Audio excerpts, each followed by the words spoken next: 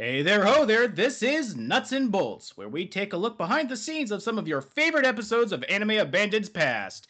Well, this time around, we're going to be looking at one of the most involved episodes yet, the dreaded Inuyasha review. A lot of love and care went into this episode, and I sure hope that it goes to show. And I think this is the first episode that necessitated a previously on segment. I don't really have much of a continuity as far as episode to episode goes, but I figured that people who would click on to see an Inuyasha review probably would not have seen the Tokyo Godfathers episode, so this whole beginning would have been completely lost. So, hence the previously on and basically. Actually, that was ad libbed on the spot. That little take where I pretend that I've died while This playing the whole game. bit nearly didn't happen. Like, this bit was the 11th hour bit of the previous episode where, like, how do we end this? Like, it's like, it's like, yeah, you get it in the mail, whatever. And then I had said, no, wait, let's tombstone this shit. And up till now, I had forgotten that Val Kilmer was in Tombstone, Yeah, and we and then had we had a this. fight about whether or not it was Val Kilmer or Kurt Russell, because for some reason you thought that it was Val Kilmer. Oh, by the by, people who had pointed out that, yeah, my hand is frozen in place, and that's because we had shot this in light, and you could see the shadow of my hand cast against the wall. So we basically had to chop out my arm and then paint the background of the wall so that way you couldn't see the shadow. Uh, I like to think it was seamless, but according to the comments, no, it wasn't. It was seamless. There's just people were staring at that part of the frame way too hard. And I mean, granted, eagle-eyed, but fuck you guys. God damn it. You can't fool anybody nowadays, especially when it comes to digital effects. Yeah. So, this episode probably was a long time coming because when you have a show dedicated to reviewing bad anime, well, not just bad anime, but bad anime takes a huge part of the show, everyone is going to point fingers to like the popular animes to hate, the Naruto's, the Inuyashas. And it's one of those. It seems like it would be easy to talk about in theory because, well, it sucks for a lot of reasons. So you have plenty of material to talk about, but you also have to keep in mind that sometimes you just be like preaching to the choir and you're just going to be saying what everybody already knows, so you have to find a new way to put a spin on what you think about the anime, and I think I did it for the most part in this episode, especially since I in my not so glory early days I did watch a fair bit of Inuyasha. I think at the time it just didn't register to me that it sucked. It was just like, well, this is popular, so this must be good. I And then didn't like, I didn't have a problem with it at the time. I still technically don't have that much of a problem with it. Like, I would gladly watch the first maybe two seasons of Inuyasha before I really started to get ground down by it, I think. mm, Because that was really the biggest problem with Inuyasha. It was really the idea, like, if you've seen the first movie, you know everything that happens in every season of Inuyasha, and that's how it is that we ended up here. well, here specifically is thanks to my former title card artist, Slade 13. This was a very, very late in production idea. I think at the time I was going to be using real pictures of real people, but then Mark stopped me and said, like, no, it looks like you're shaming them. And I think, yeah, that was right. So I asked, point blankly if Slade could draw these little caricatures at basically the 23rd hour, and he came through. And how much time went into this Rod Serling bit? The impression, the makeup, all The of it. just for two shots.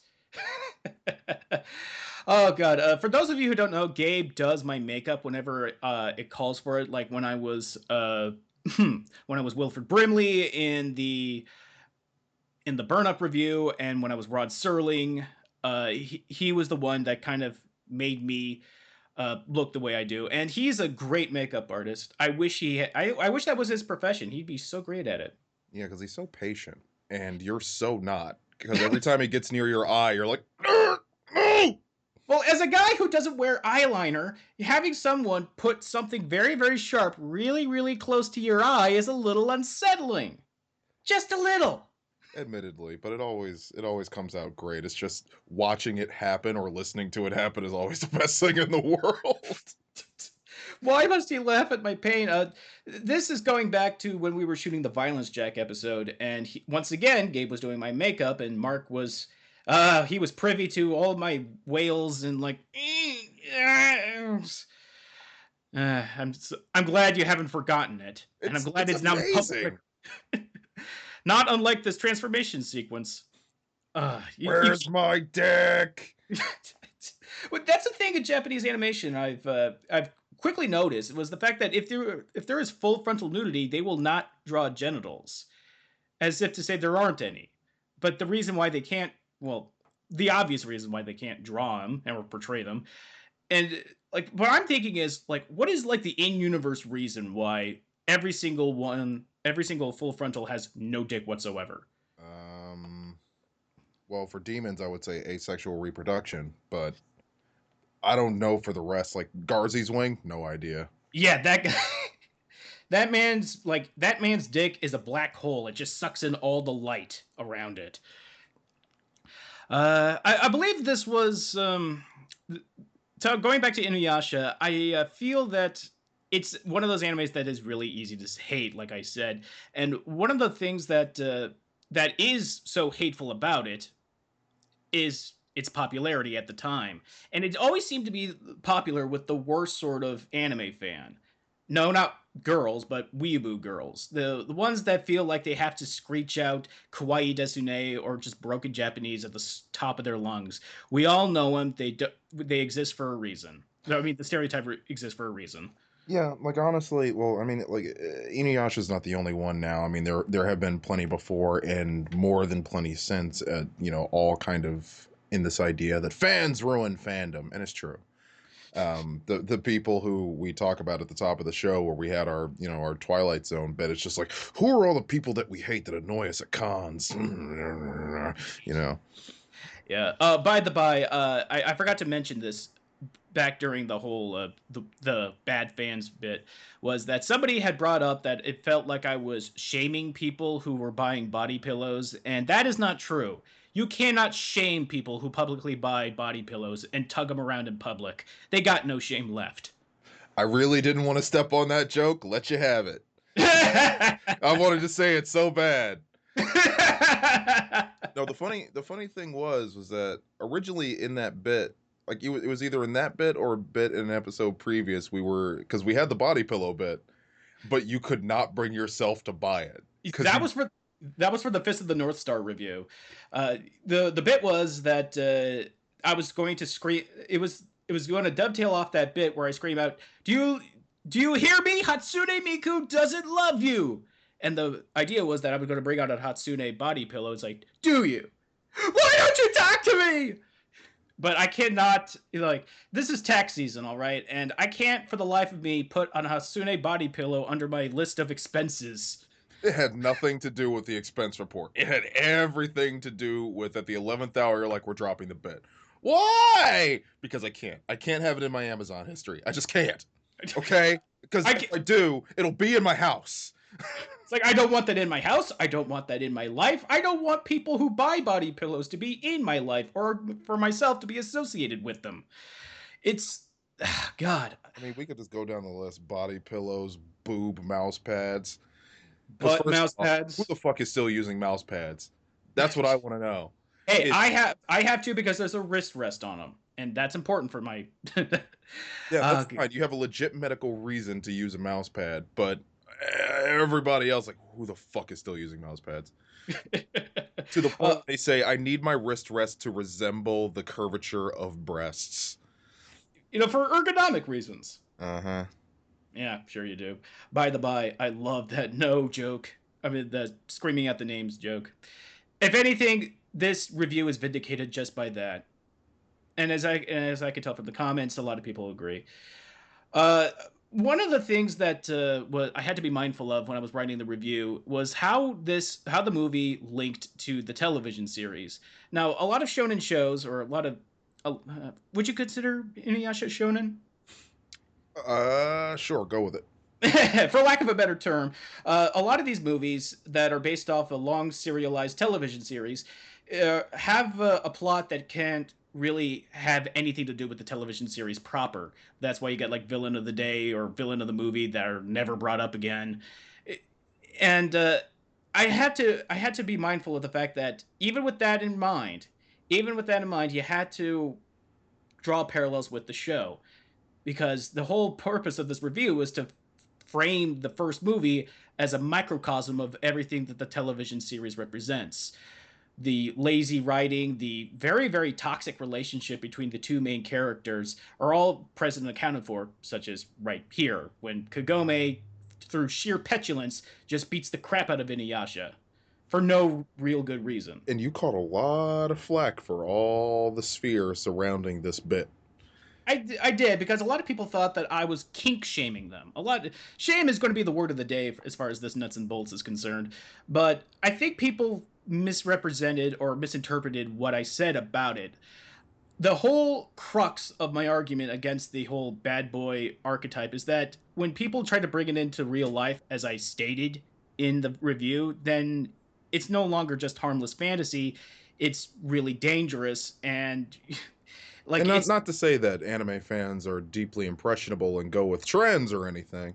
Um, but the original bit actually was like the original bit came from me screaming at the top of my lungs based on the kernel of information that Bennett had given me about the problem that he had, and I had said, like, you want to know what the problem is? It's this fucking bad boy fascination. It's just the idea that, like, fuck you if you're James Dean rebel without a cause leather jacket wearing asshole. He's not nearly fucking bad enough. What you want is a rabid Wolverine at the end of a leash. No, what you really want is Wolverine at the end of a leash. And ultimately that rant became what the rant ultimately turned into. and what all warts and all. I think that looking back on it, maybe that rant could have been worded better, but the spirit of the argument is still intact. It's that yes, it's a fantasy, and fantasies are harmless when they remain fantasy. That's by and large that's the important thing to keep in mind. However, unlike most fantasies, when they start creeping into real life, they become way way more dangerous and way more hurtful than maybe 95% of the other fetishes and kinks out there. Speaking of fetishes and kinks, that movie Exit to Eden needed to be a whole lot better than it was. I had to get that off my chest. I mean, it's a movie with Rosie O'Donnell and a leather bustier. How do you watch that? I don't know. I didn't watch it. That's how you do it. You go through your life never having heard it.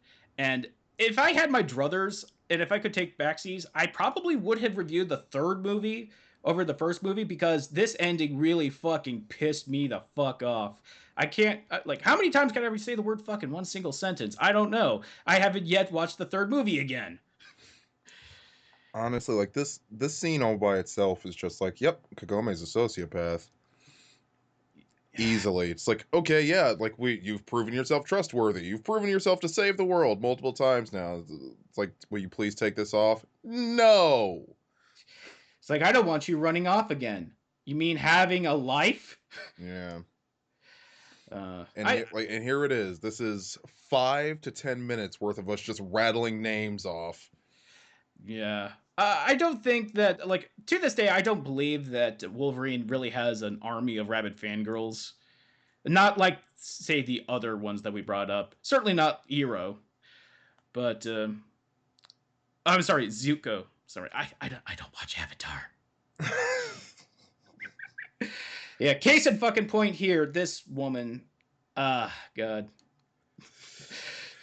But like the entire ecosystem of this bit was not about shaming anyone. It was genuinely about just pointing it out. It's like let me show you exactly how many of this type of character exists. And if you feel bad, then that's just indicative of the fact that it's like you never even noticed before that you were paying way too close attention to this character whenever you were watching the show or playing the game that they were in. And there were actually people in the comments who were like super rabid, like, don't put Virgil in that list. Like, of all the people you could have, like, thrown around, you know, like, don't put Vegeta in that list, or don't put Logan in that list. No, don't put Virgil in that list, who by far has to be the worst fucking one. Yeah, at least the other ones were anti-heroes. Yep. That Virgil is a straight up villain. Yeah.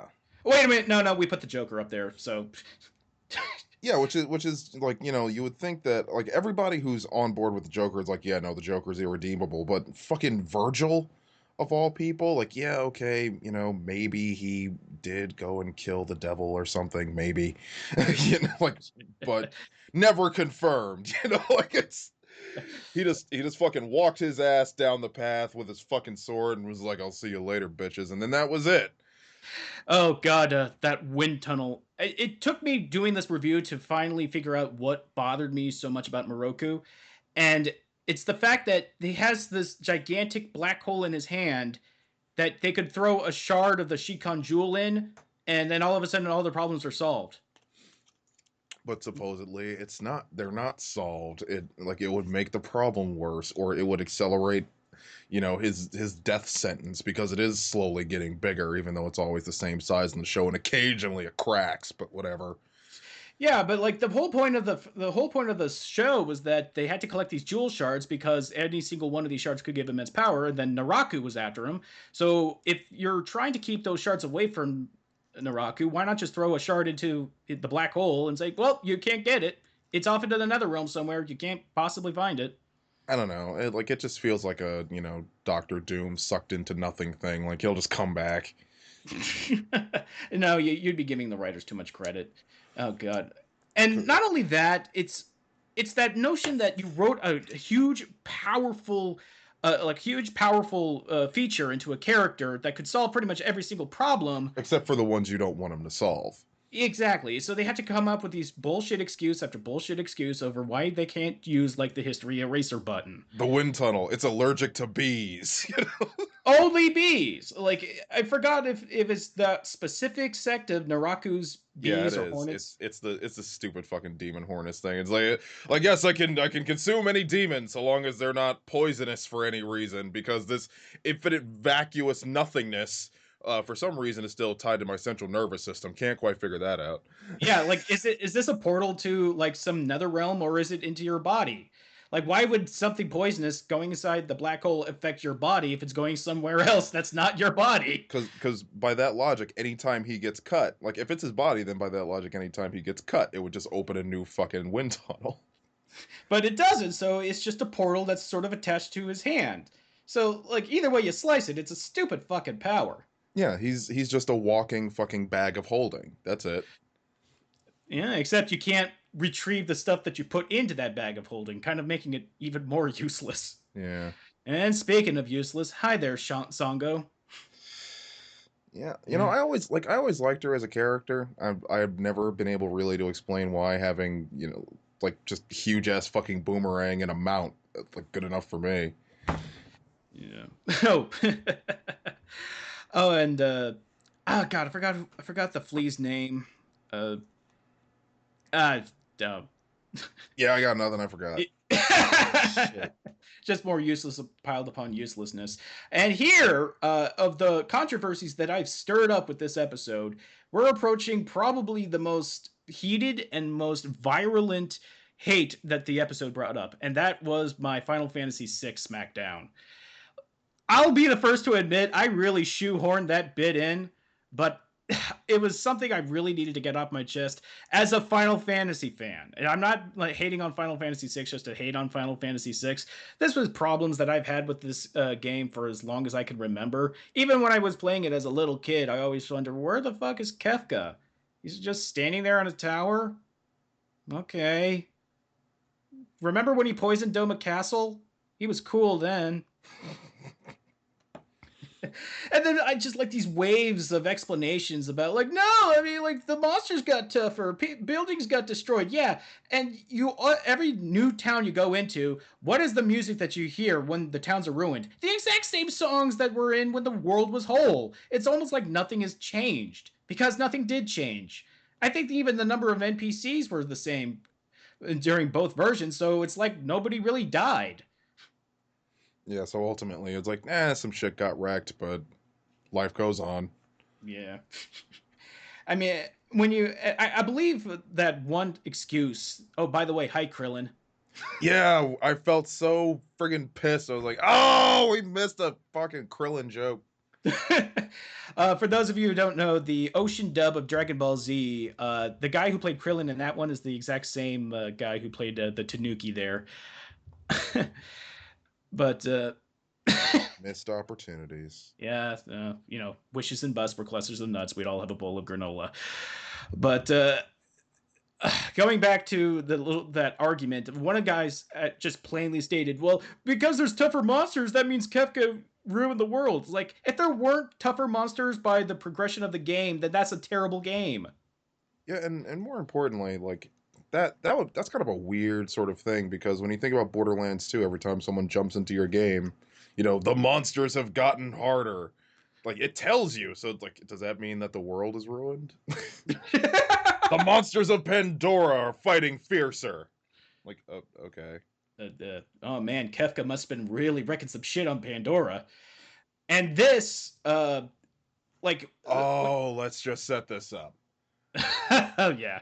Oh, Starting from here, like, as I was watching the movie for the first time to take notes, I realized that no way was this real. I mean, like, as hackneyed and forced as it all is, there was no way that was going to be real. And yet, this was the reaction I had.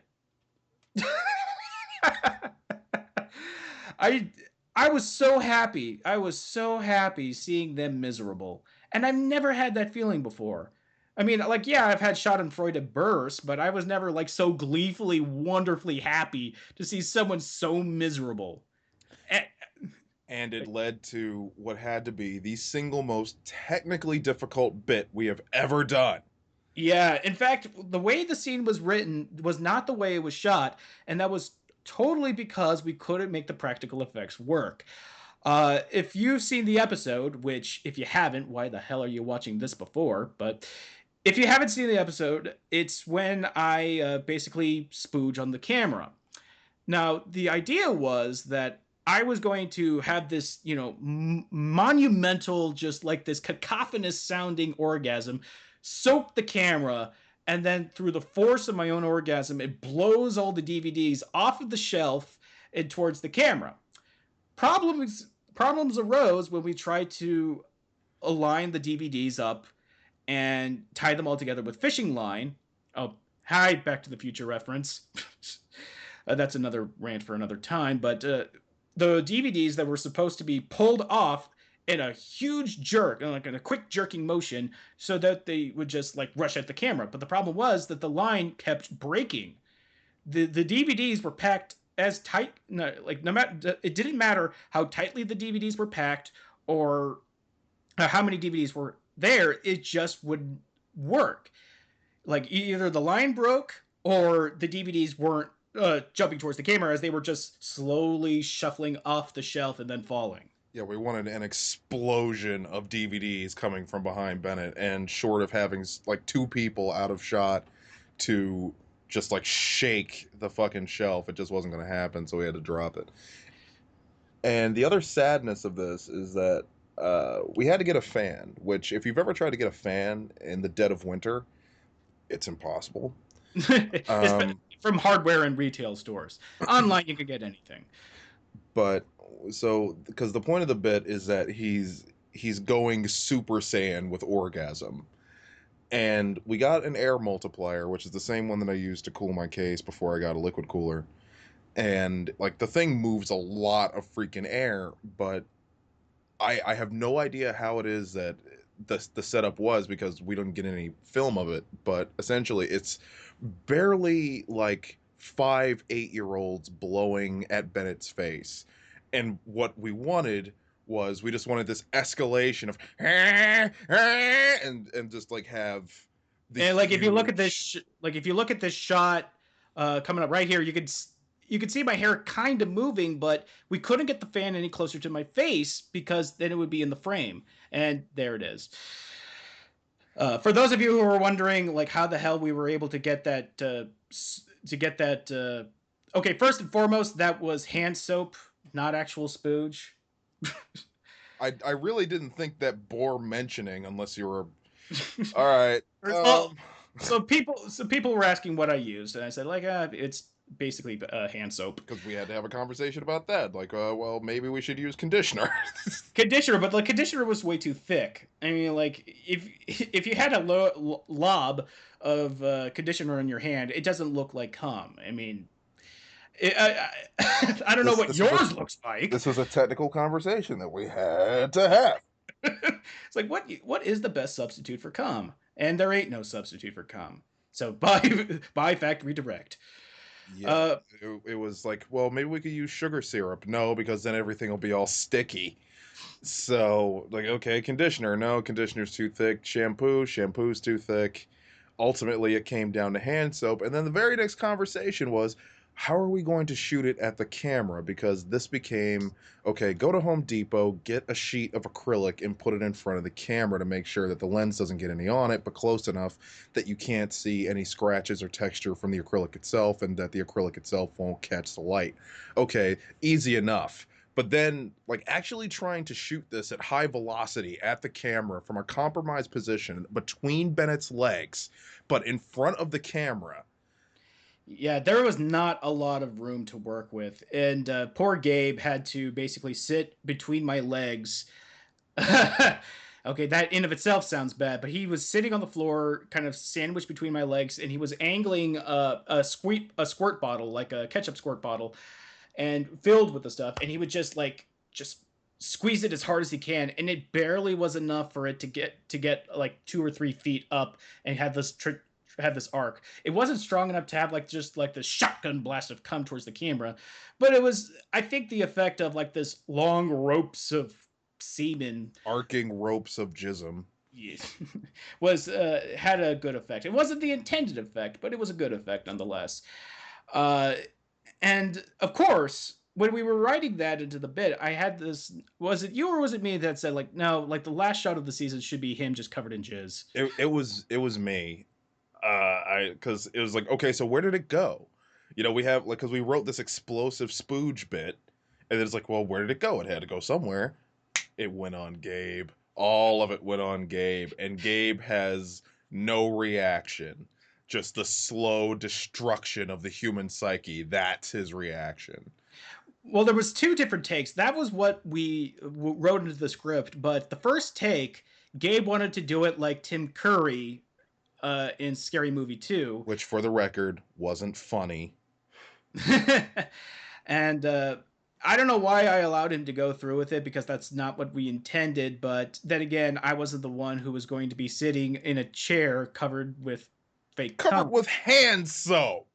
All right, hands. There's no sadness to it. I mean, yeah, there's this tiny sense of embarrassment, like my mom will be able to see this if she Googles the website.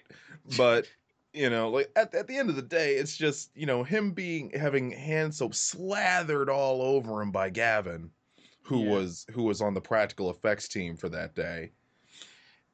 And I guess I allowed him to roll with it, and we got the footage back. And not only was it not working, but you could see the reflection of Gavin in the television set. So we had to get him back on set to do it again, and we finally got a take that we felt worked for the show. That was adequately sad. That it was adequately sad, but Because we had to explain to Gabe, it's like, no, the reason why it's funny is because it's not funny. if you could follow that line of logic. And it was really tough for him to get that, that slow progression of realization that of his lot in life at that particular moment. And I think amazing. it is. And he was a huge trooper. I applaud him for doing it not only once but twice. This was the first take, by the by. Uh, Like, he's having to direct Gavin. Like, I can only imagine what's going on in his head. I wish I was there. But he's just watching it slop all over. He's like, no, get it on my face, and like everywhere. And I'm just like, oh my god, Gabe, why are you so amazing? There's a reason why the fans are falling in love with you, because every Gabe shot at this point is just like it's just me sitting around like, why don't we use Gabe? Let's use Gabe for this. Let's do Gabe with that. And it all comes down to the fact that he gets the joke. I mean, like he and I have been friends for as long as we have been.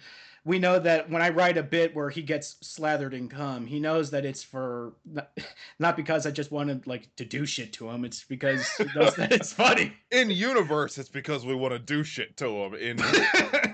In real life, in meat space, it's just because Gabe is just the most diverse joke we can possibly tell. And he's He's a a trooper. Look at that. Look yeah, at it. yeah, that was amazing. That was from the I believe that was from the Gunsmith Cats review. That and the sound that you hear when his head hits the keyboard, there is no Foley in it. Yeah, He that was just yeah, he just committed and just like headbutted the keyboard for a lot harder than I was expecting him to, and I was actually kind of scared. I watched that bit like 14 times, just like, do it again, do it again.